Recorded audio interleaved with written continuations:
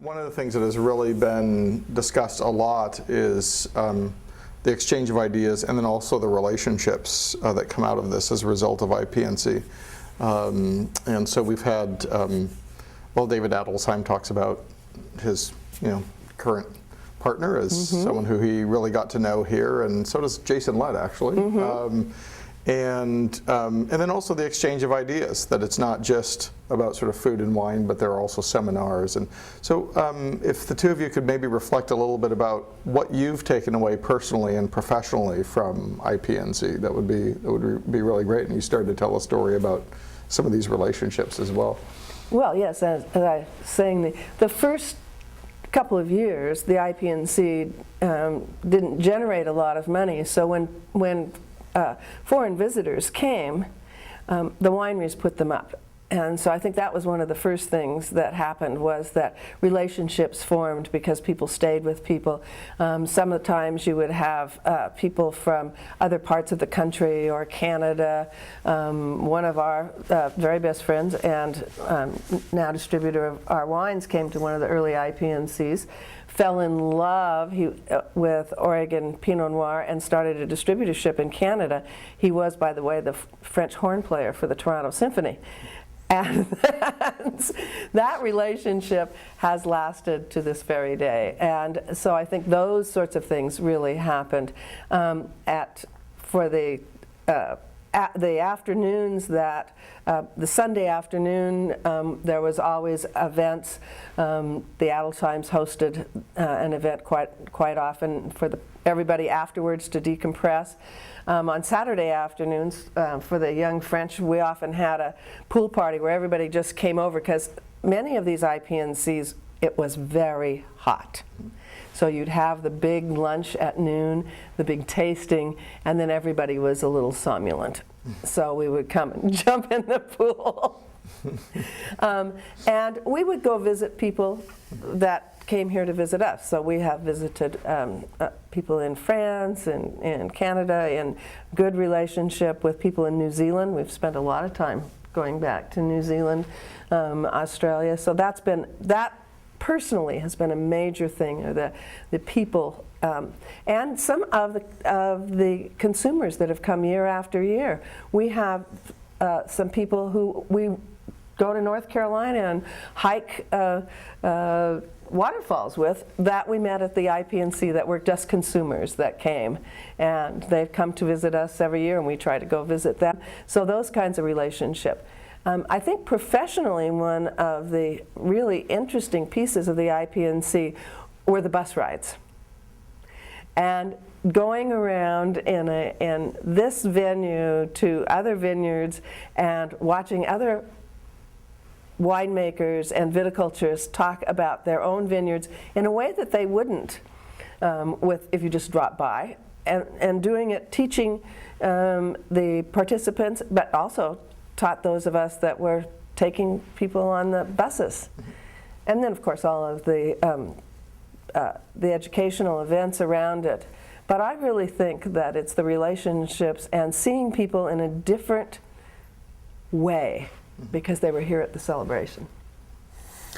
Yeah, I would echo what she said about relationships, and to give you some idea of how important this guy was that came to, was it the first or second? Let's see.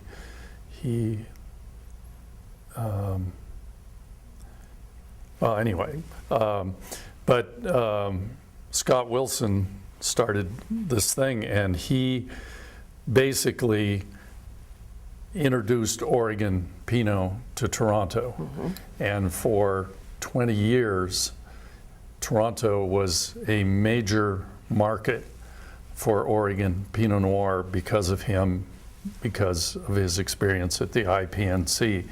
And Canada is my major, I sell more Pinot in Canada than anywhere else. Canada being, for all Toronto, the province of Ontario.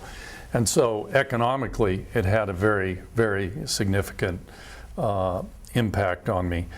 And I think the other thing that it's kind of ironic is that we all get so busy doing things that sometimes we don't get to see our colleagues except when we're doing promotions. And with the IPNC, we're doing a promotion, but we're also working together on planning things, seminars or so forth. And so that had a major impact. I got to tell you a funny story, though, of an impact of a different kind. Vikki mentioned that Gourmet Magazine's Gerald Asher came and was a keynote speaker. I think he's been here twice at least. And I think it was his first time, but it may have been his second time. We were going to do a tasting to show how Oregon Pinot could age. And so we had a bunch. Well, the volunteer who was in charge of that tasting unfortunately had no idea of what you needed to do with old wine. He was simply concerned logistically that all the wine be ready when people came into the room. So he took and poured all the old Oregon Pinots. It was either 2 or 3 hours before anybody came into the room, into individual uncovered glasses in a warm room. So when we came in to taste them, a lot of them had sort of died in the glass. And Gerald Asher got up and in his statement, when he was asked to talk about the aging of Pinot Noir, said, anybody who enjoyed those old wines is a necrophiliac. And, well, one of the wines was my 85 Winemaker's Reserve, and I took some exception. So I put up a sign above my booth that said, necrophiliac lover. I mean, necrophiliac. For the evening tasting. Yeah, for the evening tasting. Necrophiliacs are welcome here. And Gerald chuckled when he came by. But that interaction with Gerald here led to him visiting our home and having dinner. And so, again, what Vikki's talking about, the relationships that you made at IPNC spread in to other areas. So we got written up several times in Gourmet Magazine. And it's to show you the impact that it has. My aunt and uncle, of course, knowing that I've been in the wine business for years. And then suddenly Gerald Asher writes us up in one of his columns. And my aunt calls up, you're in Gourmet Magazine. You guys, your wine is... Suddenly, I had achieved status in my aunt's eyes. Well, that's sort of also anticipating our final question here in terms of memorable IPNC stories. We've had some really interesting, like Rob Colwell, who worked in the wine room, talks about driving across campus with a truck full of wine and not realizing that one of the other volunteers is in the back, and he basically got buried in the back with wine when the wine shifted, and when he dove in front of it to save the wines. And we've talked about with a couple of the chefs about either disasters or near disasters and those sorts of things. And are there stories that have happened to the two of you? I think that's actually a very good one also that you want to share about great things or funny things that have happened at IPNC. Well, there's so many things. Well, I think the one I just told is the one that sticks in my mind, but maybe if there's any others that you can think of, Vikki. Yeah. Well, I think that are humorous. Yeah, I'm trying. We had so many funny things happen, particularly with the volunteers, where things would go wrong and people just did incredible things to save them. And I'm trying to remember some of the really funny things. Well, I think it was in '91 that I directed the volunteers from a wheelchair because I fractured my ankle and had just been just been set, and I had this big purple cast. That was interesting getting around. The campus was not as friendly to wheelchair as it is now, and I can remember somebody taking me down the ramp at Dillon and just turning to talk to somebody else. And here I am going down the ramp at Dillon Hall in my wheelchair, sort of going down, down, down. I think and seeing people, I remember the night that Dick Erath met currently Joni Erath. That was at the IPNC. IPNC has sponsored a number of romances, Dick and Joan, and of course David, and actually Neil Goldschmidt's wife met Neil's bodyguard at the IPNC, and they're now married. So there were some. I think one of the memories that I always take from the IPNC is dancing in the Oak Grove after the salmon bake. That's not particularly a humorous thing, but it's the thing that I always think of.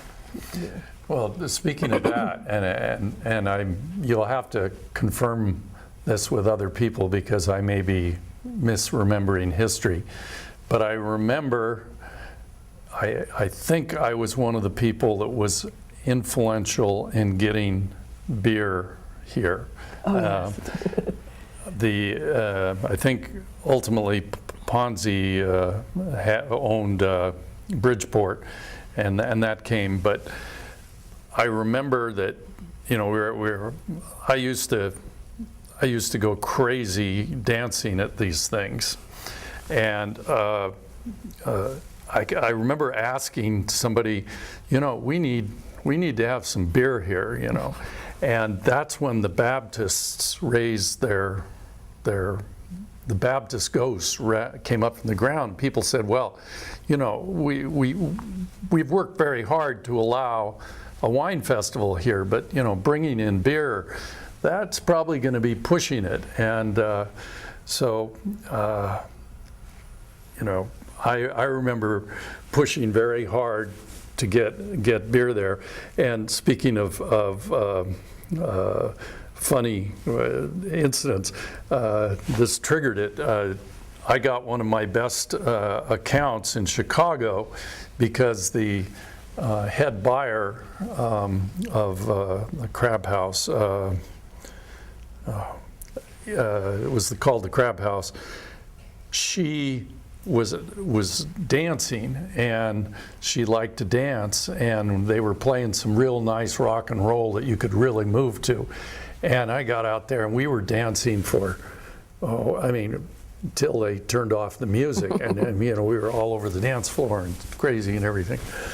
So I'd been trying to get Shaw's Crab House I'd been trying to get into that account for years.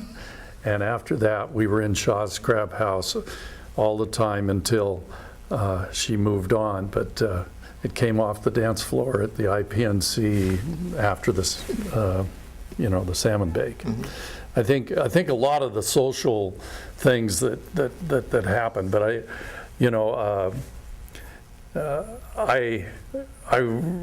somebody switched and they sort of put in not as vibrant dance music.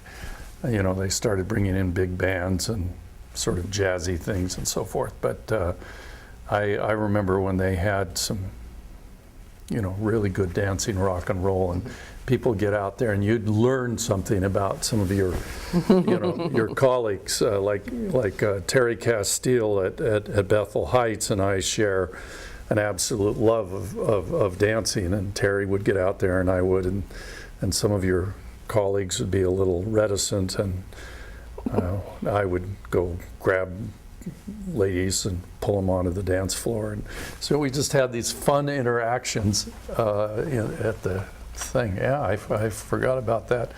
The dancing at the salmon bake, yeah, that was major. And I think one of the things that I'll always remember and talk about, just being appreciative to someone. One of my early jobs as a board member was, I had to go to two people, Chris Brown and Dan Corrigan, and ask them for a lot of money to start a new festival that nobody knew if we could ever pay them back. And I remember sitting in Dan's office and explaining, said, well, we may only need it for a year, but then again, we may need it for 10 years. He just looked at me and he said, right, and wrote the check out. It was just like, here was somebody who really, there was no guarantee he was ever going to see a penny of this money. I remember saying as I left that I hope the stock market stayed fine for him. And same with the Chamber of Commerce. They took a big risk with their board. And going to those people and asking them to give the seed money to start this festival, and having just this warm response that said, well, that's a wonderful idea. Let's do it. I mean, and this was going to compete with Turkey Rama. Yeah, I think one of the sort of the regrets of the commercial community about the IPNC, one of the unfulfilled hopes, I would say, is that with the IPNC focused at Linfield and with all the meals and so forth being provided, the spillover of business to the local restaurants and so forth hasn't happened. In fact, the reverse. I mean, some restaurants practically closed during the IPNC. But I think that's the only minor fly in the ointment that, in terms of what the original desire of the business community was. But I think, as Vikki said, people like Corrigan and U.S. Bank and the people had a broader vintage vision of how the community would benefit. And I think a lot of the B&Bs that have sprung up, the IPNC had an influence on that. Well, I think all you'd have to do is to take a look at the tourist dollars to Yamhill County pre-IPNC and the tourist dollars now, and you'll see that, yes, maybe for that weekend, the spillover to downtown and et cetera is not, because there were, people had sort of thought that after lunch on Saturday, people would move around downtown, and it didn't really happen. But overall, the focus of seeing McMinnville as the heart of the wine country and having it so graphically demonstrated by the International Pinot Noir celebration just has made the difference. Right. I don't think you could have done anything that would have solidified this community's ability to say, yes, we are the heart of the Oregon wine country. Despite Carlton's attempts to do it, it's funny. Amity will someday. But it's, I'm glad she mentioned that, because McMinnville, I think that's a slogan, the heart of the wine country. And I think one of the main reasons that they can say that is because of the IPNC. And I think one thing that has started to happen, and maybe it's been happening, but I just haven't been aware of it, is the IPNC has become important enough for a lot of people that they come for a week. Yeah. The IPNC is just part of it. They have pre-IPNC visits and post and so forth. So I think that there is a lot more spillover going all the way into Portland from the IPNC as it's become a must-see, must-go-to event. Mm-hmm. Yes, and it's been the incubation ground, I think, for the younger generation to mix with an enormous amount of industry knowledge. And if you look at the people who were, and in those first IPNCs, many of them weren't, well, some of our new winemakers weren't even born for the first IPNCs. But when you look at how many young cellar rats and young vineyard workers got to mix, they volunteered You know, they helped with the buses, they helped with serving wine, they met people, and are now winemakers in their own right, vineyard owners in their own right, owning viticulture companies, you know, doing all this sort of thing. And part of it was because there was this really nice, fertile breeding ground for ideas around wine. One other, as far as, it's not exactly funny, but an interesting story is when I was in college, I worked as a tour guide for Greyhound Amazing America tours, and it sort of rubbed off on me. And so I've noticed that over the years, I've been asked to be a bus guide more than many of my colleagues, and I thought the pièce de résistance was, you know, when we were invited to be one of the founding wineries here, and then Whitney came and said, you know, Myron, we haven't got a bus guide on the bus that you're going to give your seminar at. Would you have a good reputation. I think you should be the bus guide. So I said, great. She said, now, your first responsibility is to get the water bottles in there. And I said, Whitney, I'm pretty good on bullshitting and making people laugh, but the details, you better have somebody else there to cover the water bottles.